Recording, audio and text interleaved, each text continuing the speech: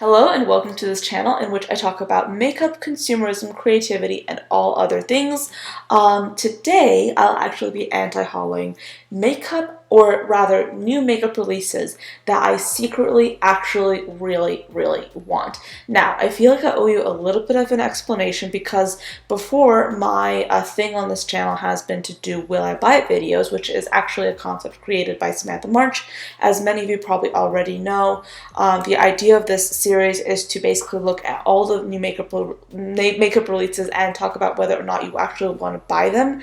I was doing that for a while, and actually I kind of stopped doing them recently, and the reason is I kind of just didn't feel like it was natural for me to sit in front of a camera and talk about buying new makeup releases, even hypothetically, because it just didn't seem right in the moment. It felt disingenuous, and at this time I just don't feel like talking about getting new makeup, even hypothetically, because that's just not a possibility for myself and so many others. So in this video, I'm kind of leading into the FOMO things, and I'm going to be running through some makeup items that I would love to get, but I sadly cannot, and I'm going to be persuading myself not to get them.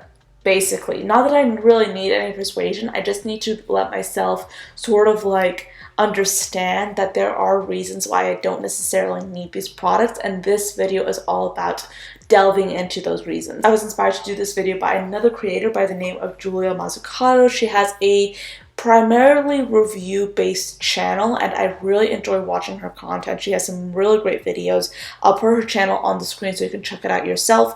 But without further ado, let's just get into this video. I open trend mood. There's a lot of makeup to talk about, and I want all of it, but I can't have it. So let's start out with one of the more high-profile makeup releases that we've been seeing lately, and that would be the Morevina cake liners. So these are being sold in trios for $30 each. You have one trio which is supposed to include an electric orange, opaque white, and electric purple, and then you have the second trio which includes an electric pink, a electric yellow, and electric lime. So personally, I find myself really drawn to the second trio that I mentioned, the one that has the lime, the yellow, and the pink. Those are really pretty in my opinion. I personally haven't seen any reviews or like any critiques on these liners, so I have no idea about the quality. I have no idea at all. But I kind of like, obviously I can't get them, but I really want to get them, especially since I've been trying to like push myself to try out some like new colors when it comes to liners other than just black and dark purple. So there's that. But also, see, I've already bought a colored liner kind of product. I actually bought the Suva Beauty Hydro Liners, and here's the thing. They are really pretty and they're really interesting looking. However, I have yet to use them in a way that looks good because I'm just so incapable when it comes to using certain makeup products. I'll just say it. Some products require a learning curve, and those definitely do. They're not necessarily like cake liners, they're actually water activated, so I do believe that they have a similar effect to these Anastasia Beverly Hills ones, but I have to work for them.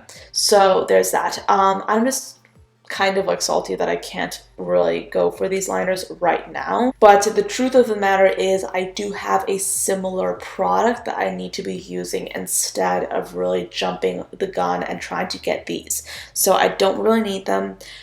So we're going to move on. Nomad Cosmetics has a Studio 54 inspired collection coming out, and it includes a variety of different products, but one of the things in here that I really like would be the Disco Shadow Palette with 4 shades for $19. This includes sheer multichrome disco shadows that can be used as eyeshadow toppers or can be builded up for more pigmented color and intense shimmer. These are objectively foiled shadows, of which I have many different versions of, but I do know that I probably don't have anything too similar to that green, so that's difficult, and I don't necessarily have like a bright pink, and it's $19, so it's really not that bad. Would I actually look deep into my drawer and pull out this product with intention?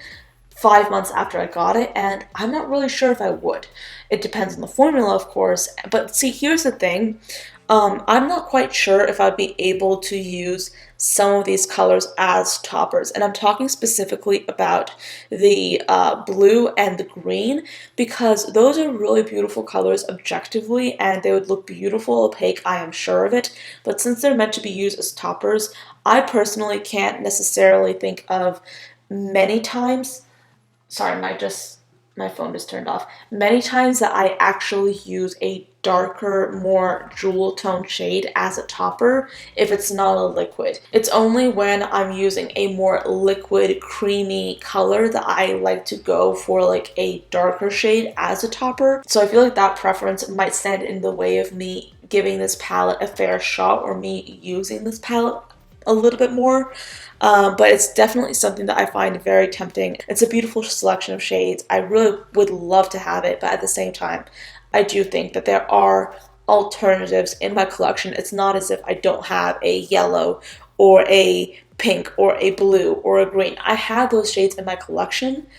I just need to like sort of like cope with the fact that they're not exact dupes, they're just alternatives. Now next up, I'd like to talk about Charlotte Tilbury. Now Charlotte Tilbury, I only own like 2 items from them, and they're lipsticks, and they're so beautiful and they're so stunning and I love them.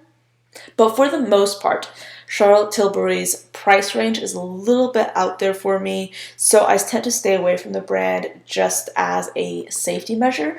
But this is a new magic lip oil that is from the brand. You can use it as a lip oil, and it also can function as a mask as well, but the overall effect of it is very glossy, very beautiful. I personally have wanted for quite a while at this point to get a product that is specifically a lip mask that will really condition my lips and give them like a little bit of like juicy plumpiness and hydration. And I know this is very similar to a gloss, but I would love to have like a lip mask kind of product.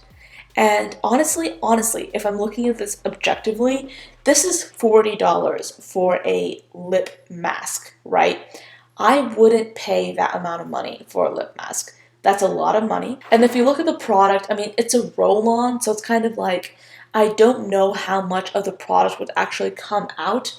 Would it be enough to give you like a lot of like hydration? Because if it's a lip mask, I would expect that you would need more of the product on your lips for it to actually function properly. And I feel like the product itself looks a little bit too tiny for my personal liking, especially with it being so expensive. So I feel like that's enough reason, of course, not to get it, rather to dissuade myself from getting this item, because it looks pretty objectively, but when you actually break it down and look at the elements, it's probably not something that's worth getting. Speaking of lip products, and by the way, let's just talk a little bit about brows as well.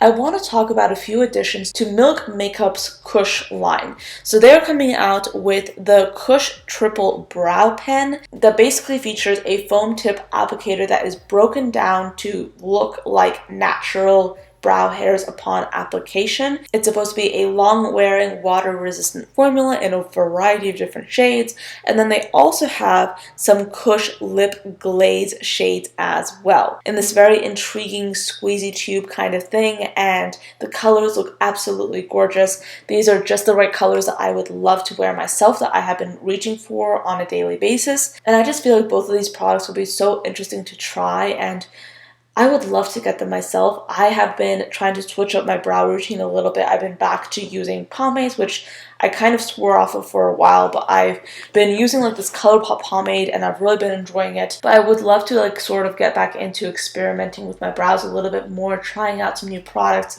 and this seems like a very interesting kind of like new concept that I haven't really seen before. This idea of using like a foam tip applicator, of having that stiffness, but at the same time having the ability to really quickly do your brows and still have like those brow hair effects going on.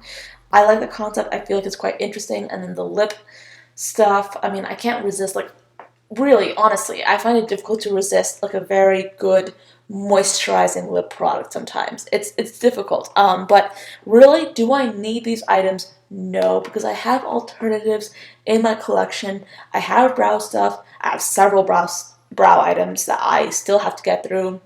And then I have 2 drawers full of lip products. So objectively, I don't need it. But oh my goodness, is it tempting me. Another launch that I'm very tempted about would be from e.l.f. Cosmetics. This is the Sheer Slick Lipstick. This is essentially a selection of beautiful sheer shades in a lipstick form. Honestly, that's one of my favorite types of lipsticks just in general. I love a good high pigment color, but at the same time, I personally prefer more sheer, more glossy formulas. I personally love having like a sheer, glossy look when it comes to what I wear on my lips on a day-to-day basis, and even in videos. I find it very alluring, very refreshing, very easy, and I find it look very interesting, and I love going for that sort of thing. But I will say this, there are techniques and there are ways you can finesse lipsticks, even liquid lipsticks, to sort of like mimic this very sheer, very like kind of blurred lip effect. And to be completely honest, I already do have similar sheer lip products in my collection already, even though this is very tempting and I know it's going to be a good price because it's e.l.f., of course. But with that, I do want to go ahead and wrap this video up. Quite honestly, you guys know this, I usually tend to be very critical of new makeup releases, and there are not a lot of things that I find myself really drawn to. So unsurprisingly, this isn't a long list of products, but still, these are things that I still really like. And of course, it's a fact of life, but it is still disheartening to know that even though you really want something, you can't get it because you do have to look at the bigger picture and you have to make the right decisions based on your own financial situation. So there's that. But hopefully you guys can feel my FOMO together with me, because it kind of makes me feel a little bit like, I would say, more at ease to know that I'm not the only person that is kind of like compelled to not buy makeup during this time. It's not like I am lacking for makeup. If I look at my makeup collection, there are so many items in there that I haven't even tried. So objectively, and I know I've said objectively a lot in this video, but I don't really need any more makeup. And even though these items are super tempting and I would love to get any of these things, I have so much makeup that I have been using, that I have been enjoying, and that I have been loving, and that's all that really matters to me. So with that being said, I hope that you found this video inspiring. I hope you enjoyed it, and thank you so much for watching till the end, and I'll be seeing you tomorrow. Bye.